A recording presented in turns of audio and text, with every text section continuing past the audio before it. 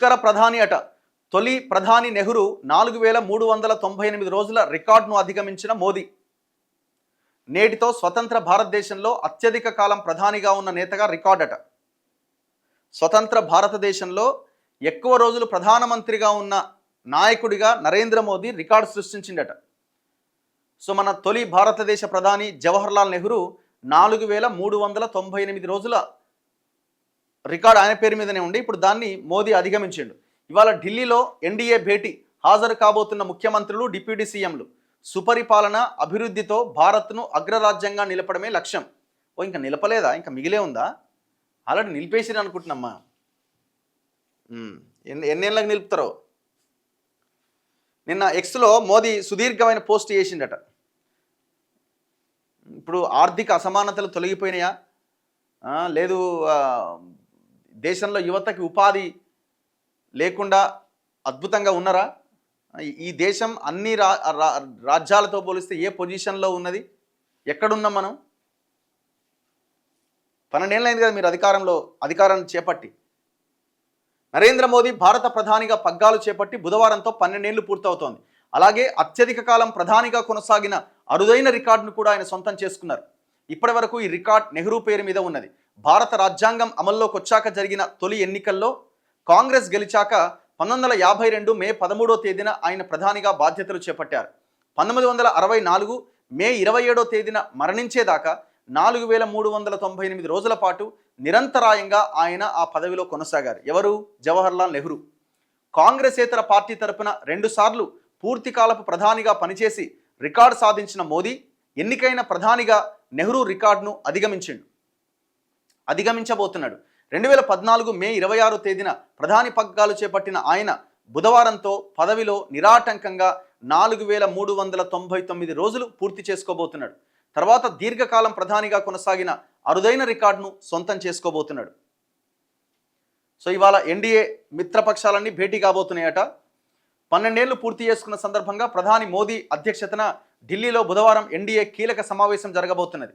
22 NDA పాలిత రాష్ట్రాలు, కేంద్ర పాలిత ప్రాంతాల ముఖ్యమంత్రులు, ఉప ముఖ్యమంత్రులు, ఎన్డీఏ భాగస్వామ్య పక్షాల నేతలు, బీజేపీ సీనియర్ నేతలు దీనికి హాజరు కాబోతున్నారు. ప్రధానంగా ప్రభుత్వ పథకాలు, భారత ఆర్థిక వ్యవస్థ, చమురు, వంట గ్యాస్ ధరలు, కేంద్ర ప్రభుత్వ వికసిత్ భారత్ రోడ్ మ్యాప్ పైన సమీక్షిస్తారు. రాజకీయంగా ఇది కీలక సమావేశం కాబోతుందని విశ్లేషకులు అంటున్నారు. ఎన్డీఏ భేటీ తర్వాత ప్రధాని నీతి ఆయోగ్ గవర్నింగ్ కౌన్సిల్ సమావేశంలో పాల్గొంటారు. కేంద్ర కేబినెట్ పునర్వ్యవస్థీకరణ, బీజేపీలో సంస్థాగత మార్పులు త్వరలోనే జరుగుతాయని ప్రచారం జరుగుతోంది. ఎన్డీఏ నీతి ఆయోగ్ సమావేశాలు ముగిసినా ఢిల్లీలోనే ఉండాలని కేంద్ర మంత్రులకు ఆదేశాలు అందినట్టుగా తెలుస్తోంది. నిన్న మోదీ ఒక సుదీర్ఘమైన పోస్టు పెట్టిండట. 12 ఏళ్లలో తన ప్రభుత్వ విజయాలు, చేపట్టిన సంక్షేమ కార్యక్రమాలు, మహిళా సాధికారత, మౌలిక వసతుల కల్పన, మధ్యతరగతికి పన్ను మినహాయింపుల గురించి మంగళవారం ప్రధాని ఎక్స్లో వివరించారు. భారతదేశాన్ని అభివృద్ధి చెందిన దేశంగా మలచాలి అన్న లక్ష్యాన్ని సాధించడంలో భాగంగా సేవ, సత్పరిపాలన, పురోగమనం పైన ప్రత్యేక దృష్టితో తమ ప్రయాణం కొనసాగిస్తామని హామీ ఇచ్చారు. ఇప్పటిదాకా ఏం చేసిరు? 12 ఏళ్ళుగా ఎంత అద్భుతంగా తయారు చేసిరు దేశాన్ని, అది కూడా చెప్పండి కదా. ఏం పెద్ద తేడా, గతంతో పోలిస్తే ఇప్పుడు ఏం పెద్ద తేడా వచ్చి దేశం ఏదో ఇది ఉన్నది, ప్రజల జీవితాల్లో మార్పు వచ్చిందని అయితే ఏం లేదు. పెద్దోడు ఇంకా పెద్దోడయిండు. మిడిల్ క్లాస్ ఫ్యామిలీస్ పేదరికంలోకి వెళ్ళిపోయినాయి, పేదరికంలో ఇంకా కడు పేదరికంలోకి వెళ్ళిపోయినాయి. ఆత్మహత్య లాగినాయా, ఆకలి సాగు లాగినాయి, ఏం ఆగలే కదా.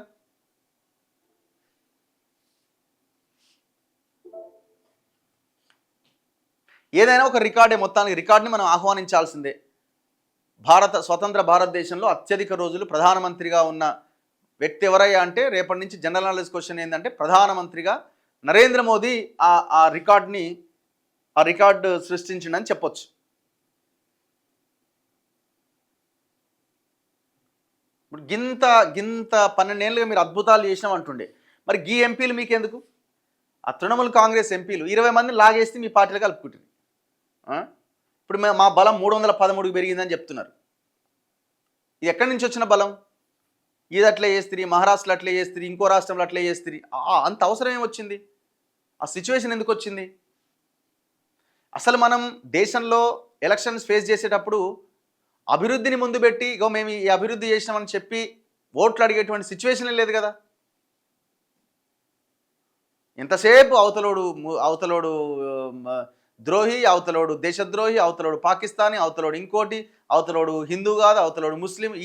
ఈ ఎజెండాతోనే మీరు ఓట్లు అడుగుతున్నారు తప్ప, ఇగో ఇది మేము ఈ దేశంలో ఈ ఈ సరే మీరు ఆ హిందువుల కన్నా మేము ఇది చేసినామని చెప్పుకునే ప్రయత్నం చేయలేకపోతున్నారు కదా. డెవలప్మెంట్ మీద డిస్కషనే లేదు కదా. 4398 రోజులు నిరాటంకంగా నిరంతరాయంగా ప్రధానమంత్రిగా పనిచేసిన జవహర్లాల్ నెహ్రూ గారు మీడియా ముందుకు ఎన్నిసార్లు వచ్చారు? ఒకరోజు ఎక్కువగా ఈ బుధవారం వరకు 4399 రోజులు ప్రధానమంత్రిగా పనిచేసిన భారత ప్రధాని నరేంద్ర మోదీ గారు మీడియా ముందుకు ఎన్నిసార్లు వచ్చి ప్రెస్ని అడ్రస్ చేసిండు? మరి ఇది కూడా ఒక్కరోజు కూడా ప్రెస్ని అడ్రస్ చేయని రికార్డు కూడా మీ సొంతమే. ఎక్కువ కాలం భారత ప్రధానమంత్రిగా బాధ్యతలు చేపట్టిన ప్రధానమంత్రిగా కొనసాగిన రికార్డు మీదే అయితే ఒక్క రోజు కూడా మీడియాని అడ్రస్ చేయని రికార్డు కూడా మీదే సార్, మీదే.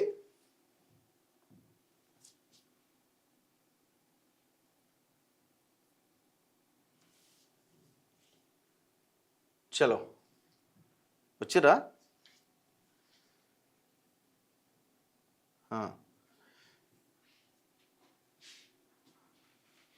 రఘు, రైతు బంధు పొందిన రాజకీయ నాయకులు, సినిమా యాక్టర్లు, ఎన్ఆర్ఐల లిస్టు బహిర్గతం చేయగలవు. మొన్న పవన్ కళ్యాణ్ సేల్ లీడ్ సాధించిన వాడికి ఈ లిస్టు పెద్ద కష్టం కాదు.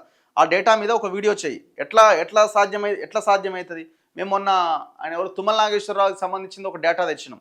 ఆ ఒక పర్టికులర్ ఆ మండలానికి సంబంధించింది ఎవరెవరు ఉన్నారండి. ఆయన 3 లక్షలు 170 చట్టంలో ఉన్న భూమిని సాగు చేస్తూ, అంటే గిరిజనులకు చెందాల్సిన భూమిని ఆయన తీసుకుని ఆయన రైతు బంధు తీసుకుంటున్నాడని. మొత్తం స్టేట్ అంతా చేయాలంటే చాలా ఇది అవుతుంది. మేమేం పవన్ కళ్యాణ్ దాని మీద ఏం సైలెంట్గా ఏం లేవు. మీరు ఏదో అనుకోవచ్చు అయిపోయిందని. కంప్లైంట్ చేసినాం, MRO, irrigation and collector complaint చేసినాం. వితిన్ 8 to 9 డేస్లో మనం వాళ్ళ నుంచి రిప్లై రాకపోతే అప్పుడు మనం కోర్టులో పిల్ వేయడానికి అవకాశం ఉంటుంది.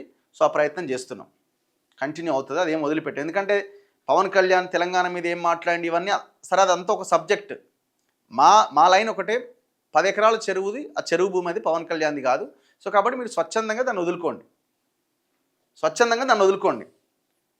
గుడ్ మార్నింగ్ రఘు, మన పవన్ కళ్యాణ్ భూమి విషయం చెప్పు, ఎంతవరకు వచ్చింది? కబ్జా సెటిల్మెంట్ అయిందా? సెటిల్మెంట్లు ఇంకోటి ఇక్కడ ఉండయి. మేము ఆల్రెడీ కంప్లైంట్ చేసినాం. అసలు మేము కంప్లైంట్ చేయాల్సిన అవసరం కూడా లేదు. అది వ్యవస్థలు చూసుకోవాలి, యాక్టివిస్టులు ఎవరైనా చూసుకోవాలి. కానీ ఇష్యూ చాలా పెద్దగా అయింది కాబట్టి మళ్ళీ మీరు ఏం చేసిర్రు, మీరే కంప్లైంట్ చేయొచ్చు కదా అనేటువంటి ఒక ఇది అంటారు. కాబట్టి సరే చూద్దాం, ఒక పర్టికులర్ కేసులో కంప్లైంట్ చేసి చూద్దాం ఏం జరుగుతుందని మేము దీన్ని దీనిగా తీసుకొని కంప్లైంట్ చేసినాం. కొద్ది రోజుల్లో గవర్నమెంట్ రియాక్ట్ అవ్వకపోతే పిల్ కూడా దాఖలు చేస్తాం. మా ఊర్లో కౌలు 1 ఎకరానికి 75,000 అట. వామ్మో.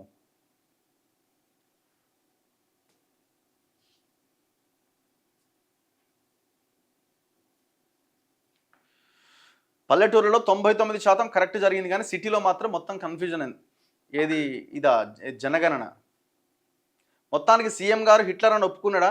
ఇక స్టేట్మెంట్ చూస్తే ఒప్పుకున్నట్టే కనబడుతుంది నాకైతే.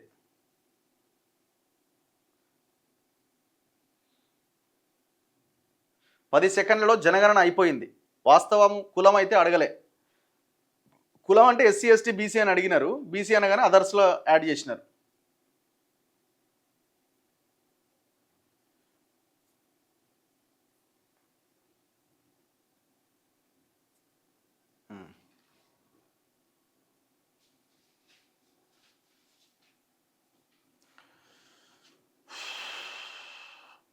కొత్త పార్టీ పెట్టండి, మీరు మినిస్టర్ అవ్వచ్చట.